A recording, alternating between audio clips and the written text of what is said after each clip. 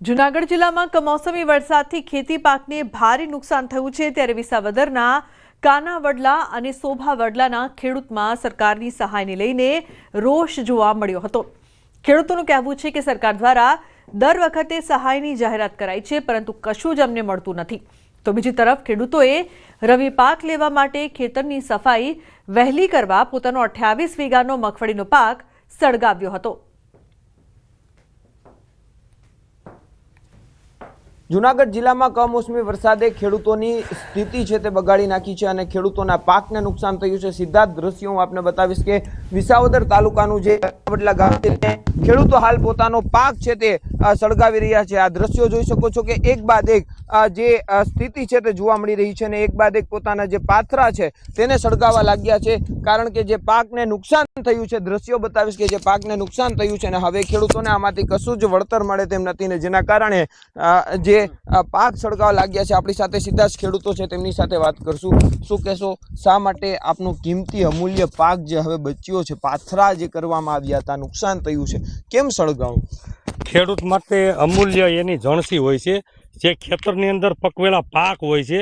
આજે પાક કુદરતના કારણે સદંતર નિષ્ફળ ગયો છે। અમે જે વાવેલું હતું ને એ અમને એવું હતું કે આજે થોડુંક મળશે, પણ એમાંથી નહીં કુદરત રૂઠો। પણ અત્યારે સરકાર જે લોભામણી લાલચ કરે છે કે તમને સહાય મળશે।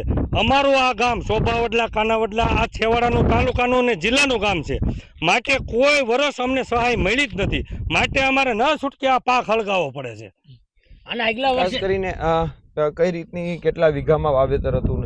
અમારે 40 વીઘાની મગફળીનું વાવેતર હતું। આની પહેલાનો રાઉન્ડ આવ્યો એમાં બી પાથરા પલ્લીને નુકસાન થઈ ગયું। આ બીજા રાઉન્ડમાં અમારું નુકસાન થઈ ગયેલું છે। સરકારે તો સહાયની જાહેરાત કરી એ તો 3 વર્ષ ત્યાં કરે છે અને આગલા વર્ષે બી જાહેરાત કરી હતી। એમાં ભાઈ અમારું સોભાવડલા ગામ આવેલું હતું, કોઈ સર્વે કરવા આવ્યું નથી સોભાવડલા ગામમાં। આપણી સાથે અન્ય જે ખેડૂત છે, કયું ગામ છે તમારું, કયું વાવેતર હતું, કેટલું અને કઈ રીતની સ્થિતિ થઈ છે? મારું કાનાવડલા ગામ છે અને આ મગફળી વાવેલી હતી। 28 વીઘાની મગફળી હતી અને માવઠામાં સદંતર બધું સાફ થઈ ગયું કે બચ્યું જ નથી। હળગાવા સિવાય કોઈ અમારી પાસે આરો જ નથી રહ્યો। સહાયની વાત તો દૂર રહી, આવે કે દી આ 3 વર્ષથી કોઈ સહાય કરવા કે અહીંયા સર્વે કરવા કોઈ આવતું જ નથી। તો આ જે સોભાવડલા અને જે કાનાવડલા ગામના જે ખેડૂતો છે તે હેરાન પરેશાન થયા છે। ખાસ કરીને જે હજારો વીઘામાં આ જે વાવેતર કરવામાં આવ્યું હતું ને તે વાવેતર સદંતર નિષ્ફળ ગયું છે। સરકાર એક તરફ સહાયની જાહેરાત કરી છે પરંતુ ખેડૂતો કહી રહ્યા છે કે સહાયની ફક્ત જાહેરાતો જ કરાઈ છે પરંતુ કશું જ વળતર મળતું નથી ને જેના કારણે ના છૂટકે આજે પોતાનો પાક છે તે સળગાવવા